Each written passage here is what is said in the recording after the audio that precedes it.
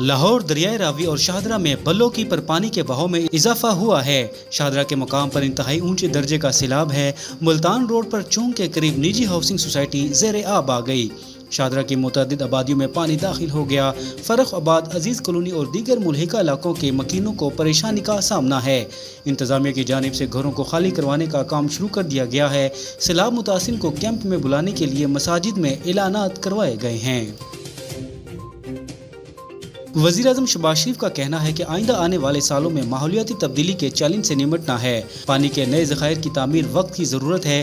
نارووال میں وزیر اعلیٰ پنجاب مریم نواز وفاقی و صوبائی وزراء اور NDMA کے حکام سے خطاب کرتے ہوئے وزیر اعظم شہباز شریف کا کہنا تھا کہ بارشوں سے گلگت بلتستان اور KP میں بہت جانی اور مالی نقصان ہوا، جبکہ پنجاب کے میدانوں سے شدید طغیانی گزر رہی ہے۔ سیلاب سے انسانی جانوں کے ضیاع پر ہم سب کو افسوس ہے۔ ملتان میں اونچے درجے کے سیلاب کے خدشے کے پیش نظر انتظامیہ نے حفاظتی انتظامات شروع کر دیے۔ ڈپٹی کمشنر وسیم حامد کے مطابق شہری آبادی کو بچانے کے لیے ہیڈ محمد والا کے مقام پر شگاف ڈالا جائے گا۔ بستیوں سے 60% تک شہریوں کا انخلاء کر دیا گیا ہے۔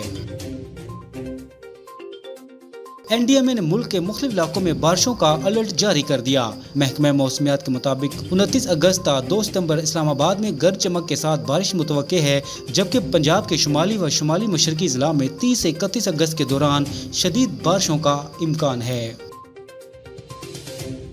اور وزیر اعلیٰ پنجاب مریم نواز نے کشتی میں سوار ہو کر دریائے راوی میں شاہدرہ کے مقام پر سیلابی صورتحال کا جائزہ لیا۔ بھارت کی جانب سے سیلابی پانی چھوڑے جانے کے بعد دریائے راوی میں شاہدرہ کے مقام پر سیلابی صورتحال ہے اور حکام کے مطابق دریائے راوی سے 2 لاکھ کیوسک ریلا گزرنے کا امکان ہے۔